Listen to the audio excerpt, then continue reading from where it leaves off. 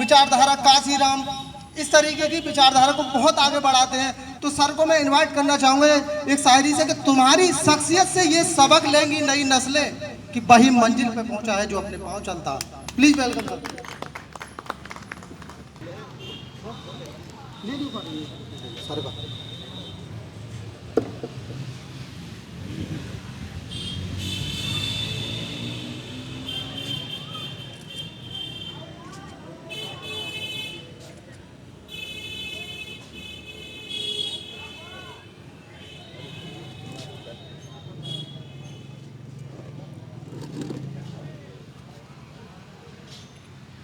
आज भारत रत्न जननायक, हम सब के प्रेरणा स्रोत, गरीबों के ठाकुर कर्पूरी ठाकुर साहब की जयंती पर उनको कोटि कोटि नमन। भगवान तथागत बुद्ध, परम पूज्य बाबा साहब डॉक्टर भीमराव अंबेडकर, जिनके आगे केवल उन्हीं के आगे महान लगाए महान सम्राट अशोक, हमारे पूर्वज तथा इस कार्यक्रम के आदरणीय अध्यक्ष जी श्रद्धेय माधव मिश्र जी, मंचासीन हमारे नेतागण,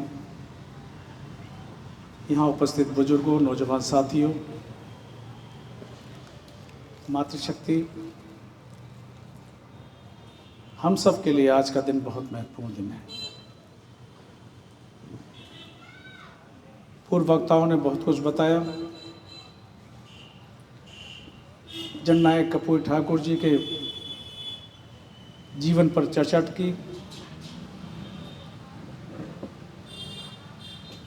और खुशी का दिन हम सब के लिए यह है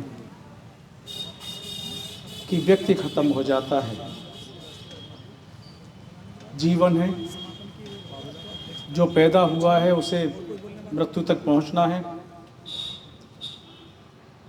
लेकिन विचारधारा जिंदा रहती है। इस देश में नहीं, पूरी दुनिया में तथागत बुद्ध ने जो संदेश दिया, जो विचारधारा दी, वो विचारधारा आज पूरी दुनिया को रोशनी प्रदान कर रही है। जो विचारधारा परम पूज्य बाबा साहब डॉक्टर भीमराव अंबेडकर जी ने दी, वो पूरे देश के शोषितों को, गरीबों को, मजदूरों को प्रेरणा देने का काम कर रही है। जो विचारधारा सम्राट अशोक महान ने दी, वो राजा हुए एक अलग बात है, लेकिन राजा होने के बाद, बुद्ध की शरण में जाने के बाद, जब कागज का और कलम का भी आविष्कार नहीं हुआ था, उन महान सम्राट अशोक ने बुद्ध की विचारधारा को पत्थरों पर खुदवा करके, उभरवा करके पूरे अखंड भारत, जो आज पाकिस्तान, अफगानिस्तान, श्रीलंका, पूरे अखंड भारत था, उसमें फैलाने का काम किया बुद्ध की विचारधारा को। आज भी सम्राट अशोक की विचारधारा जिंदा है। मैं आपसे ये बात इसलिए कह रहा हूं क्योंकि अभी वक्ताओं ने चर्चा की कि पिछली साल काफी लोग थे।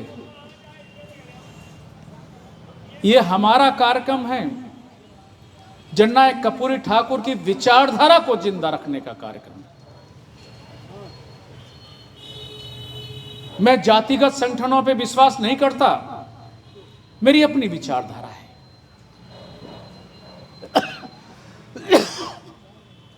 क्योंकि जाति के विभिन्न मत हुआ करते हैं, कोई किसी मत का होता है, कोई किसी मत का होता है, लेकिन महान जो व्यक्ति होते हैं उनकी विचारधारा का अगर अनुयायी है तो वो उस विचारधारा का अनुयायी है, उस विचारधारा का कट्टरपंथी हो सकता है वो, लेकिन जाति में रह के जाति का कट्टरपंथी नहीं हो सकता। इसलिए मैं कहता हूं कि व्यक्ति खत्म हो जाता है लेकिन विचारधारा जिंदा रहती है। कर्पूरी ठाकुर जितना हमको दे गए, निश्चित तौर पर हम ये कह सकते हैं कि उसको भी संभालने का काम हम लोग नहीं कर पा रहे। अभी वक्ताओं ने कहा कि कर्पूरी ठाकुर बहुत ही ईमानदार थे। हम भी उनकी ईमानदारी पर फख्र करते हैं। उन्होंने जो जीवन में उन परिस्थितियों में अपने जीवन में जो कार्यशैली अपनाई, वो उनकी कहीं मजबूरी भी हो सकती है, लेकिन साथियों, मैंने कहा उनकी ईमानदारी पर, उनके चरित्र पर हम फख्र करते हैं। लेकिन जो व्यक्ति 2 बार मुख्यमंत्री रहा, 1 बार उप मुख्यमंत्री रहा, उन महान शख्सियत ने पहली बार उप मुख्यमंत्री बनने के बाद आईएएस और पीसीएस के परीक्षा में अंग्रेजी अनिवार्यता को खत्म किया, वो महान शख्सियत थी। वो जानते थे कि इस देश में गरीबों के, मजदूरों के, कमजोरों के, दलितों के, पिछड़ों के बच्चे अंग्रेजी में आगे नहीं आ पाते, बड़े स्कूलों का मुकाबला नहीं कर पाते। उन्होंने बाबा साहब का जीवन भी देखा था और अपने जीवन में भी संघर्ष किया था।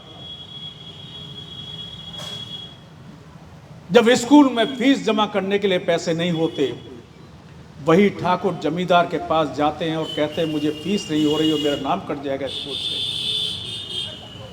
और वो जमींदार ये कहता फीस तो दे दूंगा लेकिन हराम में नहीं दूंगा। मैं सुबह नहाने जा रहा हूं, 27 बाल्टी पानी भर के लाओ और मुझे नहला, उसके बाद पैसे दूंगा। ये है कर्पूरी ठाकुर। उन्होंने मेहनत करने में गुरेज नहीं किया। उन्होंने 27 बाल्टी पानी भरा, पैसे लिए और फीस जमा की। जब उन्होंने मैट्रिक पास की तो मुझे फख्र है इस बात का कि वो हमारा महान नेता, पूरे समस्तीपुर में जो गांव था 5 मैट्रिक पास हुए थे, उनमें एक जननायक कर्पूरी ठाकुर भी थी। परम पूज्य बाबा साहब डॉक्टर भीमराव अंबेडकर को ऐसे याद नहीं करते, कर्पूरी ठाकुर को ऐसे याद नहीं करते।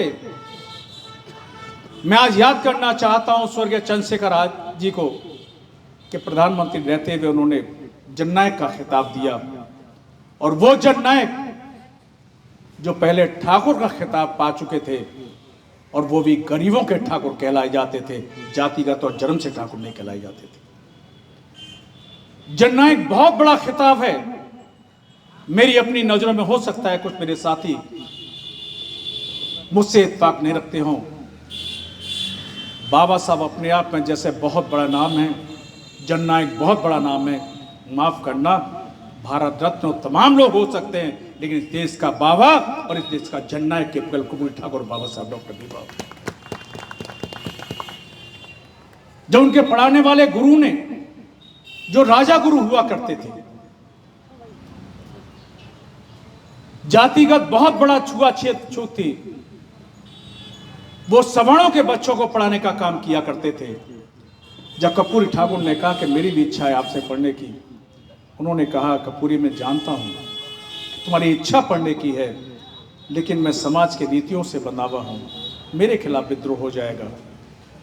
लेकिन मैं चाहता भी हूं कि आप पढ़ो, लेकिन जिस जगह मैं पढ़ने का काम करता हूं वहाँ एक खलियान है, और तुम माफ़ करना, खलियान में जो खलियान है भूसा और तमाम चीज़ रहती है, वहाँ पास में बैठना उससे छुप करके, और मैं तेज़ आवाज़ में बोलूँगा कि कर्पूरी माँ मौजूद है, तुम मेरी भाषा को समझना और पढ़ाई करना। और निश्चित तौर पर मुझे याद है कि कर्पूरी ठाकुर एक दिन बड़ा कपूर फैला करके सुगंध फैलाने का काम करेगा। ये उनकी आशीर्वाद है। ऐसे हमारे बुजुर्गों ने, महापुरुषों ने शिक्षा ग्रहण की।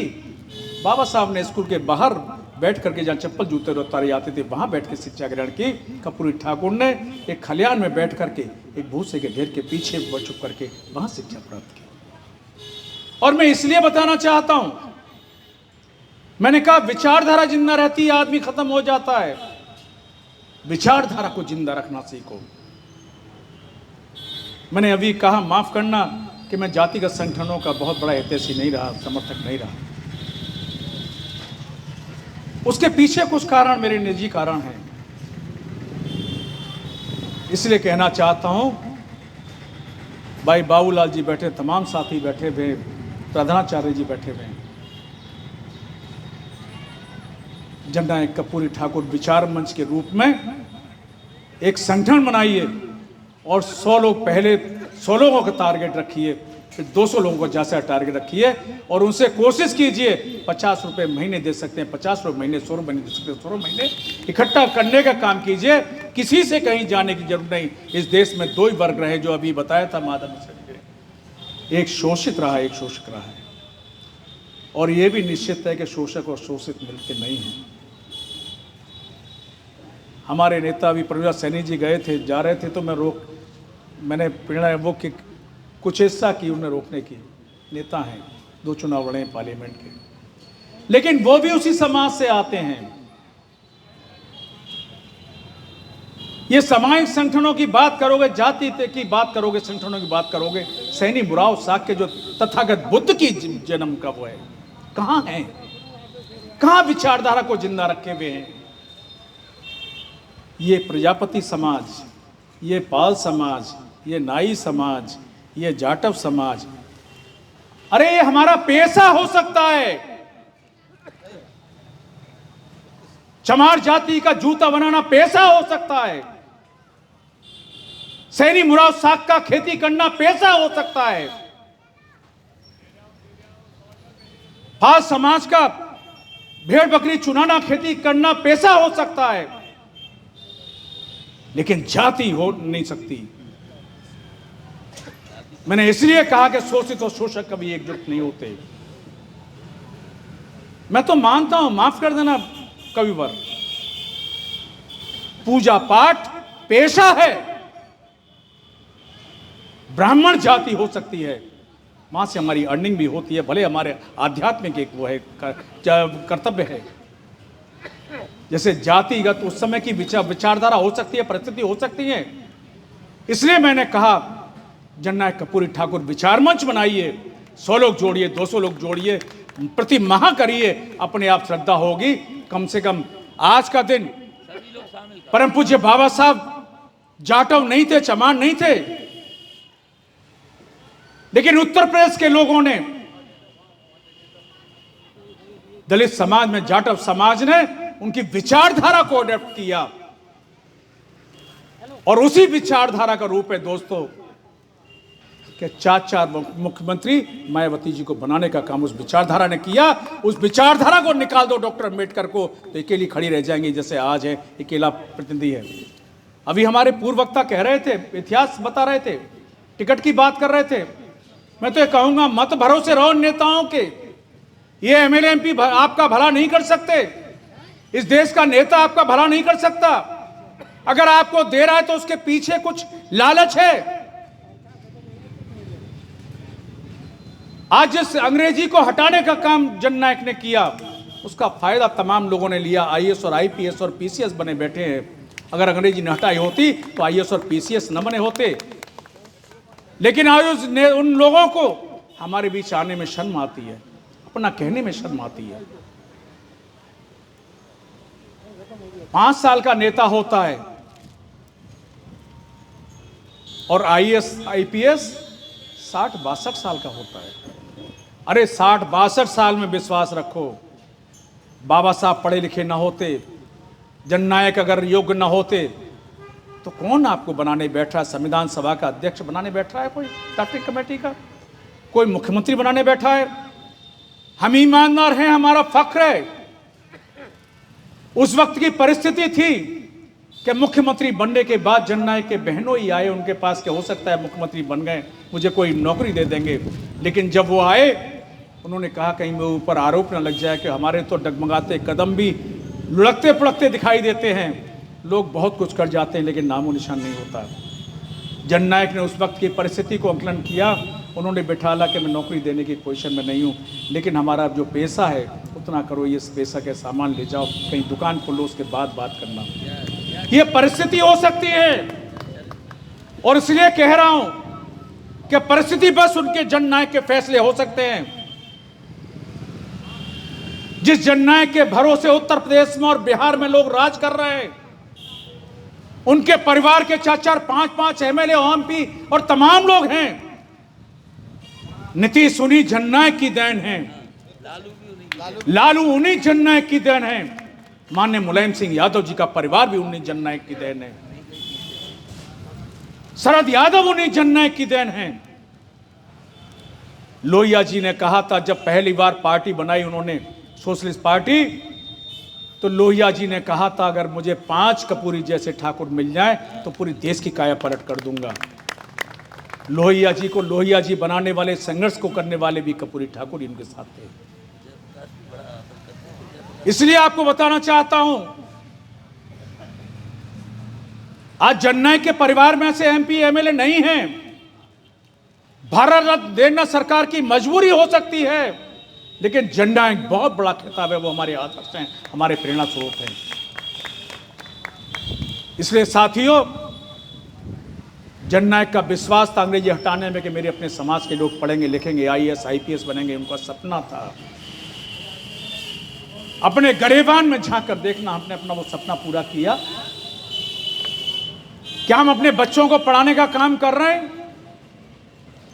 जिन मोहल्लों में हम रहते हैं उन मोहल्ले के प्राइमरी स्कूलों में एक दिन, महीने में एक दिन क्या निकाल करके देखने का काम कर रहे हैं कि बच्चे जिस मोहल्ले में आपके रह रहे हैं, प्राइमरी स्कूल जिसमें गरीब के बच्चे पढ़ते हैं, उसमें एक दिन जाकर के महीने में ये देखें कि सरकार की ओर से सुविधाएं मिल रही है, स्वेटर हैं, किताबें, तमाम चीज़ें, पीछे बैठ करके ये आंकलन करने का काम करें कि इसमें मिलना नहीं मिलना है। ये काम किया आपने कभी? नहीं कर पाए हम लोग। मैं नहीं कर पाया। मैं कैसे कह दूं जननायक का अनुयायी हूं, जिनका समर्थक हूं? मैं कैसे कह दूं बाबा साहब का अनुयायी हूं? इसलिए उनकी विचारधारा को जिंदा रखो। और मैंने कहा बहुत बड़ी भीड़ इकट्ठे करने की जरूरत नहीं भाई, बाबूलाल जी बड़े भाई हैं। कपूरी ठाकुर विचार मंच का गठन कीजिए। आप पे प्रधानाचार्य जी हैं, महामंत्री इनको बनाइए, आप अध्यक्ष हो गए, साथियों को बनाइए, टीम बनाइए और संकल्प लीजिए आज के दिन कि हम अगले साल जब यहां मनाएंगे तो प्रयास करेंगे कि अगले साल यहां पर एक बड़ा गुम्मद बना करके उसका प्रतिमा अगर लगी हो, ये कोशिश करेंगे हम। वरना मेरा विश्वास है, 6-7 महीने से बीमार था, तबीयत खराब थी लगातार। कल भी मेरी कीमो सरगंगाराम में हर हफ्ते कीमो होती है, कीमोथेरेपी बड़ा वो है, हाथ भी काम नहीं करते, बद परिस्थिति। लेकिन सांस तो उन्हीं की देन है, जिंदगी उन्हीं की देन है। आज मैं बोल रहा हूँ, जननायक कपूर ठाकुर बाबा साहब तथागत बुद्ध की विचारधारा की देन है। तो ये जीवन उनका है, तो काहे की मृत्यु, काहे का जीवन। इसलिए साथियों, विचारधारा जिंदा रखिए, उसे जिंदा विचारधारा को रखिए। आज ही निर्णय लीजिए कि हम समर्पित होकर के जननायक विचारधारा को जिंदा रखने का काम करेंगे, आज ही संगठन का करके। मैं तो बड़ा खुला विचार का हूँ, कल करे सो आज कर, वो वाला हिसाब करता हूँ। मैं नहीं करता कल पे बैठे। भाई बाबूलाल जी हमको माफ़ कर देना, आज बड़े भाई भी हो हमारे, हमको बड़ा मानते हो, आप बड़ा मानते हो, बात अलग है। बाबूलाल जी कपूरी विचार मंच के अध्यक्ष रहेंगे, प्रधानाचार्य जी महामंत्री रहेंगे, बाकी कमेटी बना लेना।